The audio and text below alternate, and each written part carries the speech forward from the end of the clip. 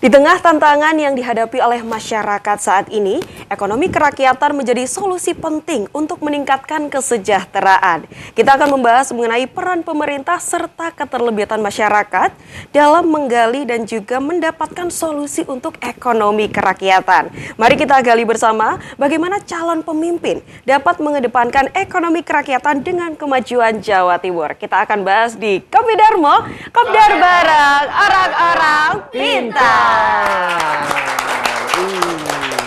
Masya Allah. Assalamualaikum warahmatullahi wabarakatuh. Jamaah Kopdar, selamat sore.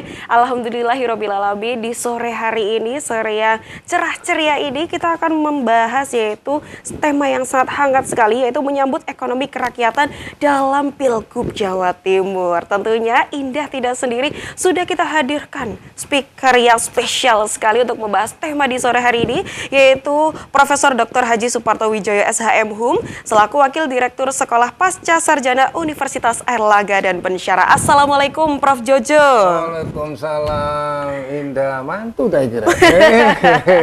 Masya Allah, kok kelihatan meriah hari ini tadi. Iya, kenapa sih Prof kok hari ini meriah sekali? Karena Prof Jojo, tema di sore hari ini benar-benar banyak sekali yang request ternyata. Gitu. Karena ekonomi ini kan menjadi salah satu roda yang akan selalu berputar di masyarakat. Mulai dari lapisan yang paling bawah sampai yang paling atas. Tapi Prof Jojo, kenapa kita undang Prof Jojo di sini supaya kita tahu dan kita sadar ekonomi kerakyatan itu yang seperti apa gitu Prof Jojo. Jadi kita belajar banyak dari Prof Jojo nanti. Jadi nanti jamaah Kopi Darmo urusan ekonominya akan dikupas oleh Profesor Dr. Rudi Purwono. Oh, masih kita tahan dulu ini ya, kita keep dulu ini. Khusus urusan ekonomi kerakyatan dalam konstelasi Pilgub Jatim.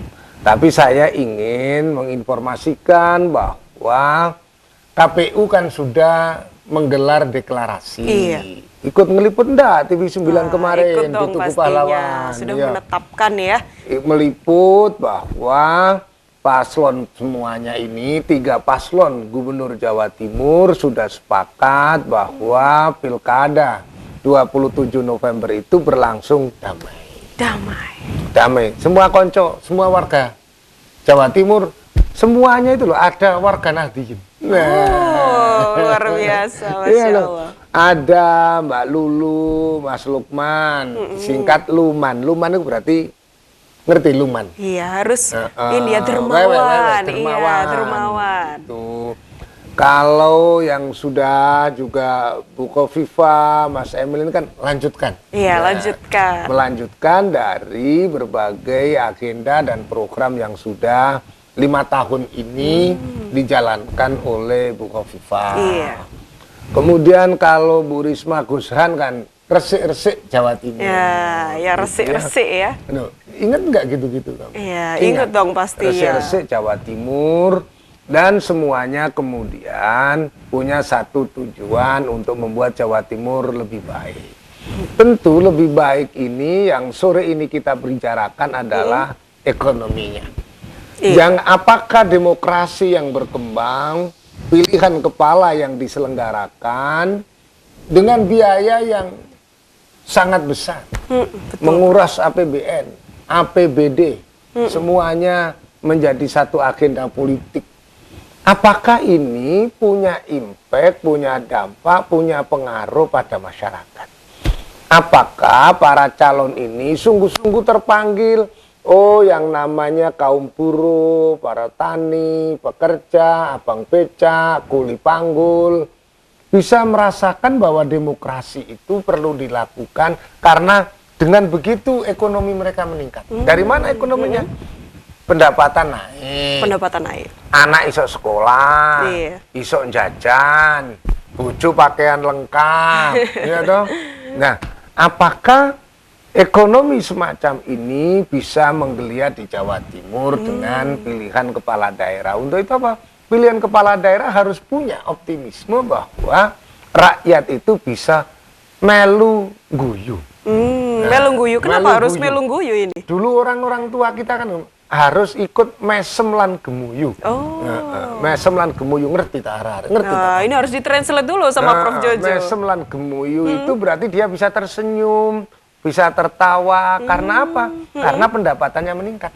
Oh, betul. Pendapatan host di TV 9. Jadi penyiar, oh ada insentif transport. Misalnya sekarang ini, misal ada kemudian uang makannya naik, jasa tunggunya naik. Jadi ada satu dampak yang dirasakan anak putus sekolah, tidak ada lagi. Karena mereka tidak khawatir kekurangan pembiayaan dari orang tuanya. Begitu. Jadi petani, pupuk turun harganya. Iya. Selama ini kan tahu toh, pupuk selalu naik. Bahkan tidak ada pupuknya. Iya, malah Tidak kadang ada harus pupuknya. impor Ya toh? dari luar. Nah, kalau waktu panen harga gabah apa itu kering giling itu meningkat apa tidak? Kalau ada petani tebu bisa terserap oleh pabrik-pabrik gula kita. Jadi banyak sekali. Kalau ada proyek pengadaan apa itu jalan tol, apakah itu jalan makadam ditingkatkan menjadi arteri, ditingkatkan lagi dia di aspal bagus, itu menggunakan mesin apa padat karya. Oh kalau situasi begini padat karya harus terus dimulai. Iya, Kenapa? Biar terserap tenaga kerjanya banyak, program APBD-nya jalan, pemerintah daerah merasa membuka lapangan kerja, maka gak ono wong nganggur. Sekarang lah kakek narek mager. Iya, mager, Terus males gerak. terus mereka ngomong, aku gak males gerak loh, aslinya apa? Gak ono sing digerakno. Tidak ada yang dikerjakan Nggak ada ternyata. yang dikerjakan. Untuk itu apa? Pemerintah harus membuka lapangan pekerjaan. Itu janjinya dulu gitu. Nah, pilkada kita tentu hal-hal semacam ini dipertimbangkan. Inilah pilkada lah. Jadi pilihan kepala daerah. Iya, pemilihan Bukan. gubernur. Jadi ini pilihan gubernur berarti kita memilih orang yang terbaik di Jawa Timur. Terbaik di Jawa Timur. Termasuk untuk meningkatkan ekonomi rakyat, koperasi, jangan sampai kupersi. Ya toh? Tapi koperasi ini benar-benar menjadi sokoguru. Sokoguru ngerti sokoguru? Berarti Apa itu, tiang utama. Oh. Tiang utama perekonomian. Tapi saya ini kan koperasi kok kayak kreditan. Iya, Prof. Malah Seperti dijadikan itu. pinjaman, simpan pinjam apa? Nah, duit utang koperasi ora. Wah, jangan sampai ya. Koperasi-koperasi. Nah, ini harus ditumbuhkan, dihidupkan kembali dari anggota untuk anggota dan kemaslahatan anggota. Untuk itu apa? Yuk, pilihan kepala daerah ini disukseskan dan mereka para kandidat itu yang sedang berkompetisi ini menyiapkan program benar-benar demokrasi itu untuk kesejahteraan rakyat. Nah, luar gitu. biasa. Pembukaan ini sih pembukaan. Iya, masih tipis-tipis. Isinya kok langsung Prof Rudi. Tapi ngomong-ngomong soal tadi sudah disebutkan kalau kita memilih calon gubernur yang akan melanjutkan ini di Jawa Timur ini, apakah nanti tugas-tugasnya terletak di pemerintah saja atau dari masyarakat ini juga harus berperan, Prof Jojo? Iya, memilih ini kan sudah mereka harus paparkan. Untuk itu 3 calon kandidat yang berkandidasi kemarin itu kami undang di Sekolah Pasar Sarjana Undang juga kita undang. Duh, ngeliput enggak kok, Ru? Wah, tapi kan viral beritanya, Prof. Beritanya itu.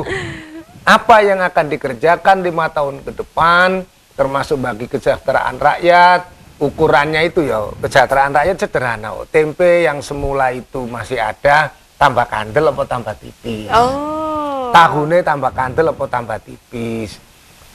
Ikan lauk pauknya ada apa tidak ada. Ukurannya tukang sayur laku di gang-gang kita, kan gitu. Nah, itu nanti kita lanjutkan lagi. Nah, nanti kita bahas lagi. Jangan-jangan jamaah Kopdar yang lagi nonton ini belum paham definisi sejahtera untuk masyarakat itu seperti apa. Tapi sudah ngomongin tentang ekonomi kerakyatan, kita belum sejahtera, belum makmur. Tapi jangan-jangan jamaah Kopdar sendiri belum paham makna dari kesejahteraan yang sebenarnya. Maka dari alhamdulillah jamaah Kopdar, tadi kita sudah opening tipis-tipis yang membahas seputar ekonomi kerakyatan dan bagaimana sih mewujudkan kesejahteraan. Tapi sebelum kita membahas membahas lebih detail, lebih lengkap lagi ya Prof. Ini kalau sudah ada tamu nggak afdol masa tidak disuguhi minumnya dulu. Ini ada spesial ya, khusus untuk Prof Jojo ini sudah disiapkan dari tadi. Pakai dagangan ini kayaknya ya. Iya, karena memang kita ya. sebagai masyarakat tuh kan harus melakukan inovasi, Prof. Saya pengen punya jualan gitu misalnya, tapi kadang saya kalau melihat ya beberapa pengalaman yang di lapangan, kadang saya masih bingung sebenarnya masyarakat yang sejahtera atau ekonomi yang sejahtera yang seperti apa, Prof Jojo? Nanti ahlinya sambil kita tunggu. Iya, ini kita bahas tipis-tipis dulu. Bapaknya ini kan yang kita ini kan meraba yang agak jelas. Pertama, orang dinyatakan bisa sejahtera berarti kan terpenuhinya kebutuhan dasarnya. Orang itu perlu mangan. Iya betul. Awak mau mangan ora? Iya pasti, Prof Jojo. Anak-anakku yang di sini di studio lagi ngumpul ini jamaah kopdar kita perlu makan. Kebutuhan makannya terpenuhi. Cari beras, ada berasnya dan ada alat untuk beli beras. Oh, ada uangnya. Kalau ada berasnya, ndak ada alat transaksi dapat beras, gimana? Iya, Prof. Mau minum kopi, lihat peracangan gini nih, syuting ono lho, dengan HP itu.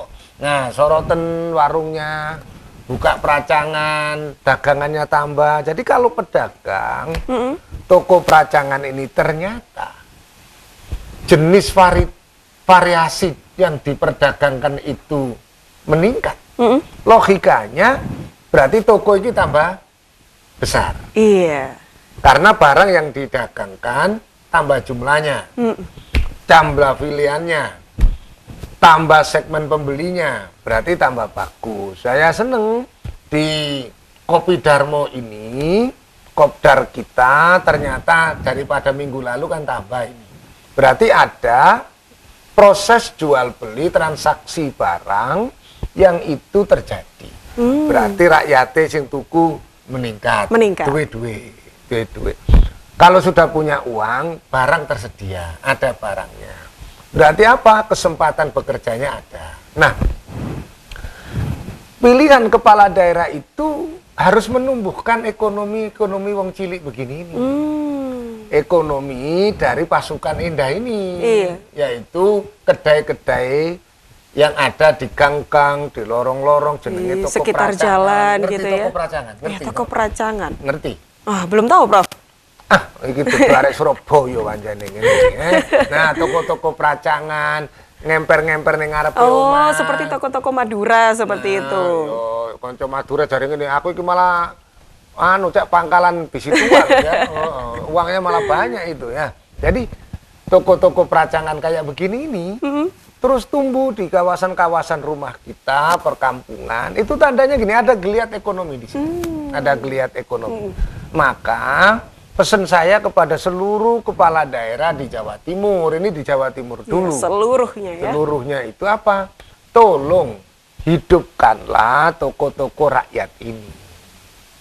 Menghidup-hidupkan toko-toko rakyat itu dengan cara apa? Gampang. Retail yang besar-besar jangan diajak masuk. Terlalu dalam, ke gang-gang. Hari ini kan setiap RT loh ono retail. Nah, nanti jangan. Kenapa? Karena khawatir pembeli itu suka beli di situ, menghilangkan. Oke, Jawa Kopdar. Kita tahan dulu bagaimana sih obrolan selengkapnya mengenai menyambut ekonomi kerakyatan dalam Pilgub Jawa Timur. Ya Jawa Kopdar, kalau dari tadi kita sudah membahas seputar bagaimana kesejahteraan ekonomi untuk masyarakat kecil sampai menengah. Sebentar lagi kita akan membahas bagaimana sih ekonomi kerakyatan dalam Pilgub Jawa Timur. Kalau tadi kita sudah menunggu-nunggu siapa sih salah satu narasumber yang kita hadirkan lagi. Di sini sudah kedatangan Profesor Dr. Rudi Purwono SMSE selaku Wakil Direktur 1 Pasca Sarjana Universitas Airlangga. Penasaran bagaimana obrolannya? Masih di Kopi Darmo, Kopdar bareng orang-orang pintar. Iya, assalamualaikum Prof Rudi. Waalaikumsalam. Masya Allah, ini Prof Rudi ini curhat sedikit Prof Rudi. Curhat Tadi ya ini saya ya. sama Prof Jojo sudah ini Iya. kapan ya Prof Rudi datang karena kita ingin belajar tentang ekonomi kerakyatan. Ini juga mungkin ada beberapa jemaah kopdar yang baru dengar ekonomi kerakyatan itu yang seperti apa? Mungkin dari Prof Rudi bisa langsung bercerita dengan jemaah kopdar.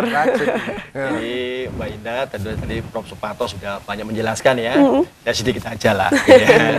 Jadi namanya ekonomi kerakyatan ya tentunya adalah ekonomi yang berbasis pada aktivitas ekonomi yang dilakukan oleh masyarakat atau rakyat secara utama, ya secara keseluruhan. Contohnya gini, contoh kalau Indonesia adalah negara yang berbasis pertanian, ya tentunya juga Jawa Timur ya, maka tentunya kita harus kebijakan ekonomi kita untuk mendukung di sektor pertanian. Atau pada petani, nelayan, peternak ya, itu harus kita dukung ya. Dan kita juga tahu untuk usaha-usaha kita, pelaku-pelaku kita kan ada usaha besar, menengah, kecil, mikro, ultra mikro ya. Nah, yang terbesar itu adalah usaha ultra mikro dan usaha kecil kemudian menengah. Nah, ini harus kita dukung, gitu kan? Nah, kita juga tahu bahwa kegiatan kita itu tidak hanya berbasis di daerah perkotaan, tapi juga di pedesaan atau juga di perbatasan antara desa dan kota. Nah, harus ke sana juga, ya.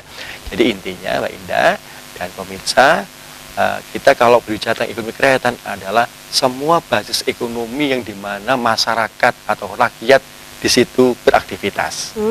Nah, tentunya kita juga tidak menghilangkan di sini peran dari usaha yang dilakukan oleh perempuan, meskipun dengan aspek gender ya. Nah, sehingga kalau kita menggerakkan ekonomi itu tumbuh yang bersifat inklusif. Nah, inklusif adalah semua terlibat di dalam proses pembangunan ekonomi. Tidak ada yang terlewatkan. Ada usaha besar, usaha menengah, usaha kecil, usaha rumah tangga ya, kemudian mulai petani, peternak ya, kemudian nelayan, kemudian mereka di pertambangan, yang mereka di industri ya, kemudian di jasa, semua terlibat dalam proses pembangunan. Itulah yang kita sebut dengan ekonomi kerakyatan. Gitu ya, disebut dengan ekonomi kerakyatan. Sebenarnya tidak jauh berbeda dengan yang dikatakan Prof Jojo juga tadi ya. Kalau memang kita melihat ekonomi kerakyatan juga kita akan berfokus bagaimana menyejahterakan masyarakat mulai dari lapisan paling kecil sampai atas. Berguru Prof Rudi. Iya, sekarang luar biasa. Kita seruangan sebelah. Oke, tapi ini Prof Rudi, ini masih saya tanyakan kepada Prof Rudi terlebih dahulu. Menjelang masa-masa Pilgub Jawa Timur. Nah, kalau masih berbicara soal peran pemerintah daerah, ini apa yang harus kita perhatikan dari masyarakat? Apa sih untuk dari Pilgub ini calon-calon menjadi gubernurnya Jawa Timur? Apa yang harus kita perhatikan supaya nanti pemimpin daerah yang selanjutnya itu memperhatikan ekonomi kerakyatan? Iya, Prof Rudi. Jadi kita sekarang ini ya, Mbak Indah dan pemirsa, kita kan sudah hampir lebih dari 20 tahun ya, kita melaksanakan desentralisasi fiskal, otonomi daerah. Apa itu, Prof? Nah, itu adalah bahwa ekonomi itu diserahkan kepada daerah. Diserahkan kepada daerah masing-masing ya? Iya, daerah karena yang tahu persoalannya, apa yang dialami, yang diinginkan, apa yang langkah tercepat untuk tadi Prof Jojo menyampaikan kesejahteraan, ya tentunya adalah kepala daerah. Kepala daerah. Yang paling kecil adalah kepala desa, ya. Kemudian level tertingginya lagi nanti ada bupati, wali kota, dan tentu lagi adalah gubernur, ya. Tentunya dalam menyambut sekarang ini pilkada, ya kita berharap mulai visi misinya, programnya para pemimpin daerah ini harus benar-benar berbicara tentang salah satunya adalah konteks ekonomi kerakyatan. Salah satunya adalah konteks ekonomi kerakyatan, bagaimana untuk mewujudkan ekonomi kerakyatan yang sebenar-benarnya. Nah, kalau tadi peran dari pemerintah daerah, Prof Jojo, ini sekarang saya tanyakan, ini pastinya tidak terlepas dari mahasiswa-mahasiswa sekolah pasca sarjana Universitas Airlangga. Ini bagaimana kalau dari UNER sendiri? Iya, ini kan yang mencetak malah ini UNER-nya. Itu bagaimana peran-peran dari UNER? Mereka yang di UNER-nya bidang akademik beliau. Cuma nyopo mereka kita bersama-sama. Jadi wali kota Surabaya ya kuliah. Luar biasa. Bupati Gresik, Sawakile sekarang mau nyalon itu juga sama-sama alumni di Pasca. Gitu toh. Jadi Lamongan. Gue ya alumni pasca. Iya, belajarnya justru dicetaknya di UNER, makanya kita itu. penasaran bagaimana UNER bisa mencetak pemimpin daerah yang bisa mewujudkan itu tadi. UNER ini sekolah pascanya, tagline besarnya adalah School of Leadership. School of Leadership. Sebagai leader yang berkerakyatan. Berkerakyatan. Ekonomi kerakyatannya langsung Prof. Rudi. Nah, bagaimana kemudian membuat kebijakan termasuk urusan fiskal tadi itu, daerah yang paling tahu kebutuhan pupuk di Jatim beda dengan di Jateng, ya, Prof. Ya. Apalagi di Jawa Barat, ya. Iya. Apalagi di Sukabumi, gitu ya. Nah, Berbeda wilayah soalnya. soalnya. Oh, luar Wilayah Prof. biasa. Rudi. Jadi karena perbedaan wilayah, otomatis perbedaan sumber daya juga kebutuhan. Jadi diajarkan bagaimana setiap hari Sabtu itu ada mata kuliah strategic leadership. Komandannya beliau. Komandannya Itu apa saja Prof. itu, Rudi. yang diajarkan. Langsung, kita langsung minta spill ini apa saja Prof. Rudi yang diajarkan di Sekolah Pasca Sarjana UNER. Jadi dari Prof. Parto, Prof. Jojo menyampaikan bahwa tagline dari Sekolah Pasca Sarjana Serlangga adalah School of Leadership, ya. Yang siapa yang sekolah di situ pasti adalah pemimpin dan calon pemimpin. Calon ya. pemimpin. Mereka ada yang dari eksekutif, legislatif, yudikatif, dari yang mereka di pemerintahan maupun yang di non pemerintahan, ya, di bisnis maupun yang di penggerak masyarakat, ya, NGO dan sebagainya. Nah, ini mereka berkumpul nih, ya, dalam satu kesatuan wadah namanya Sekolah Pasca Sarjana Serlangga, ya. Nah, untuk itulah maka kita semuanya nih terbentuk Pak Direktur, Prof. Jojo, kita menggagas kalau kita punya tagline School of Leadership, tentunya pasti ada sesuatu materi tentang kepemimpinan yang diajarkan oleh pemimpin-pemimpin nasional. Pemimpin-pemimpin nasional dihadirkan ya untuk Sekolah Pasca Sarjana UNER. Sarjana Serlangga. Dalam kaitan apa? Sehingga mahasiswa itu bisa menarik, inilah caranya mereka itu sebagai seorang pemimpin. Pemimpin di mana? Kayak yang tadi mungkin di eksekutif, contoh misalnya dari Pak Menteri, ya, Pak Dirjen, ya, kemudian dari anggota Dewan itu ada juga, ya, kemudian juga dari yudikatif, ya, bahkan dari aparatur seperti TNI juga ada, ya, Prof. Jojo, ya. Kita belajarnya di Kita Sekolah belajar. Pasca Sarjana TNI, UNER. Polri lengkap kita. Luar biasa. Sehingga makanya tadi kita kembali, ya, kepada topik tentang ekonomi kerakyatan. Ekonomi kerakyatan. Karena di sini letak pemimpin, leader yang akan membuktikan bagaimana mensejahterakan masyarakat. Kan dia harus tahu persoalan apa, harus mampu mengidentifikasinya, persoalan yang dialami masyarakatnya, kemudian program yang harus disusun, ya, kemudian bagaimana penganggarannya, kemudian bisa nggak dilaksanakan, dieksekusi dengan tepat waktu, termasuk juga nanti setiap tahunnya itu harus ada peningkatan. Harus ada peningkatan. Ada peningkatan, sehingga dalam kurun waktu 5 tahun, ya, pemimpin ini menjalankan tugasnya, maka ada peningkatan kesejahteraan dari masyarakat. Ada peningkatan kesejahteraan dari masyarakat. Nah, untuk meningkatkan kesejahteraan masyarakat, pastinya harus ada tantangan-tantangan, kan? Harus ada tantangan yang dihadapi pasti. Ada kendala apa? Nah, kalau misalnya masyarakat juga ingin tahu lebih banyak tentang kendala-kendala ekonomi kerakyatan yang sekarang, apalagi sudah masa-masa Pilgub Jatim, mungkin masyarakat ini makin membuka ini ya pikirannya, wah, apa sih yang sebenarnya dibutuhkan oleh Jawa Timur, termasuk kendala-kendala yang dihadapi di Jawa Timur, Prof. Rudi. Mungkin bisa dijawab, Prof. Rudi? Jawa Timur ini yang provinsi besar, ya, Pak Indah dan para pemirsa.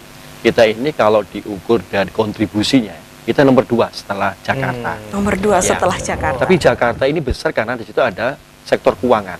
Ada namanya Bursa Efek, ya, kantor pusat keuangan itu ada di Jakarta. Tapi kalau misalnya lembaga keuangan itu kita sisihkan sebentar, ya, maka penggerak sektor real terbesar itu adalah Jawa Timur. Jawa Timur justru. Maka sekarang ada topik yang diangkat oleh Jawa Timur, yaitu Jawa Timur sebagai gerbang Nusantara. Gerbang Nusantara. Ya, kenapa?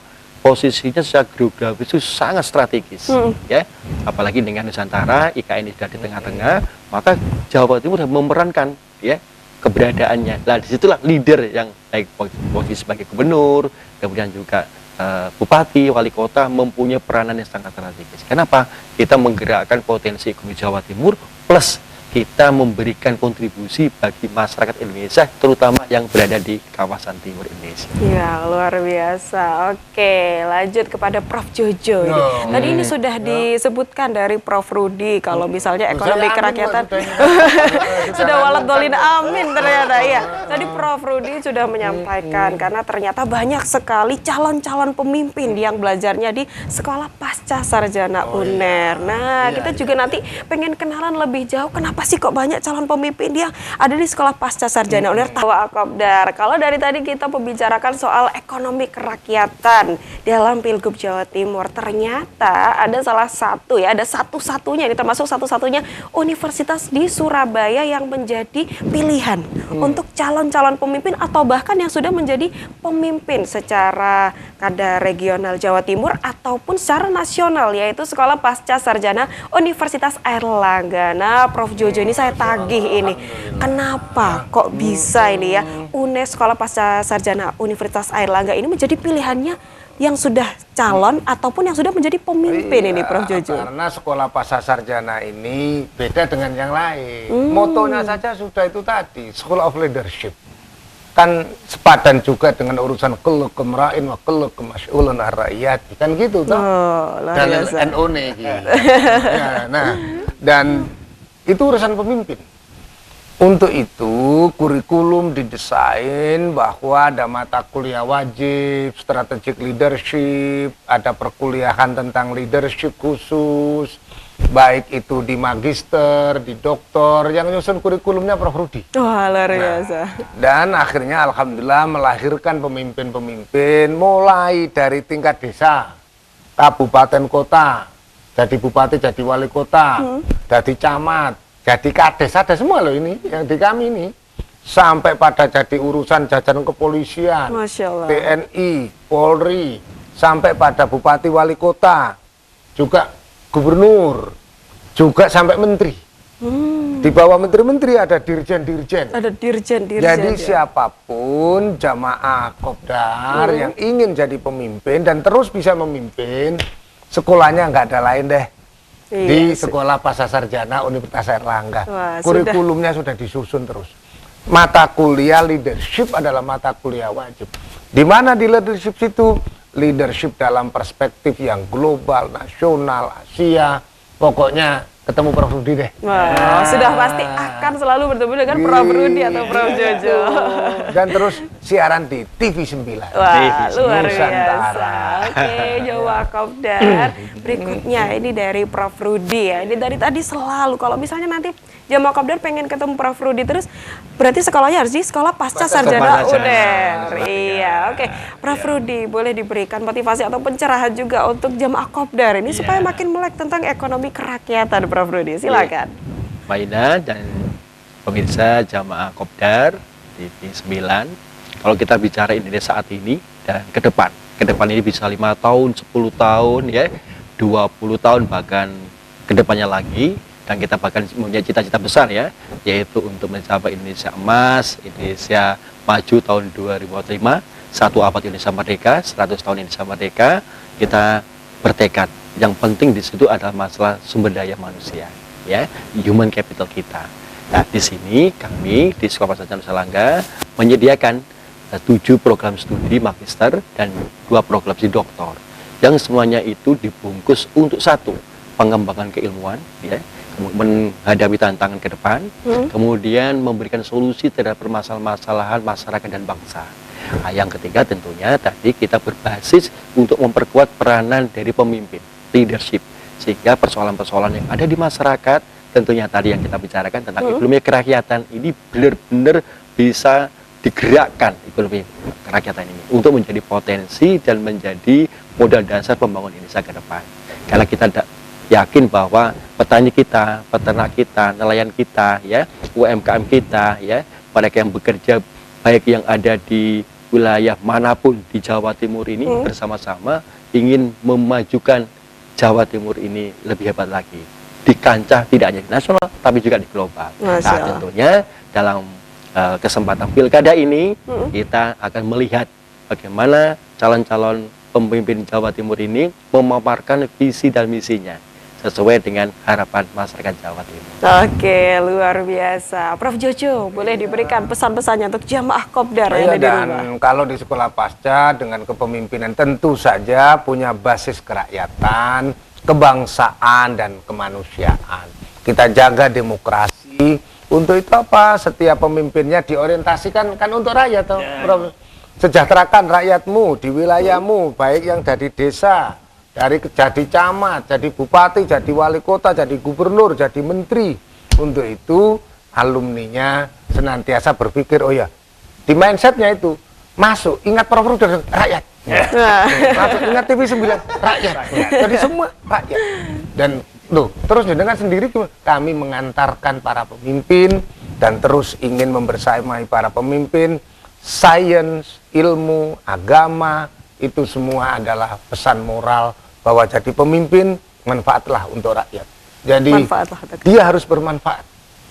Kan sebaik-baik manusia adalah yang bermanfaat. Khairun nas anfa'uhum linnas. Gitu. Oke, luar biasa. Terima kasih banyak Profesor Jojo dan juga Profesor Rudi spesial ya bersama Sekolah Pasca Sarjana Universitas Airlangga. Sekolahnya calon dan juga para pemimpin-pemimpin yang hebat luar biasa. Tentunya akan sangat sama sekali dengan visi misi dari rakyat, yaitu mewujudkan ekonomi kerakyatan. Jadi kalau mungkin ini ya calon-calon pemimpin yang masih calon boleh daftar, yang yang sudah menjadi pemimpin pun wajib menimba ilmunya di Sekolah Pasca Sarjana Universitas Airlangga. Alhamdulillah, luar biasa. Terima kasih Jamaah Kopdar sudah menyaksikan Kopi Darmo di sore hari ini. Jangan lupa saksikan Kopi Darmo setiap Rabu sampai Jumat pukul 16.30 sampai 17.30 waktu Indonesia Barat. Saya Ida Kumaidi, mewakili segenap kru yang bertugas mengucapkan terima kasih. Wassalamualaikum warahmatullahi wabarakatuh. Kopi Darmo, Kopdar bareng orang-orang pintar.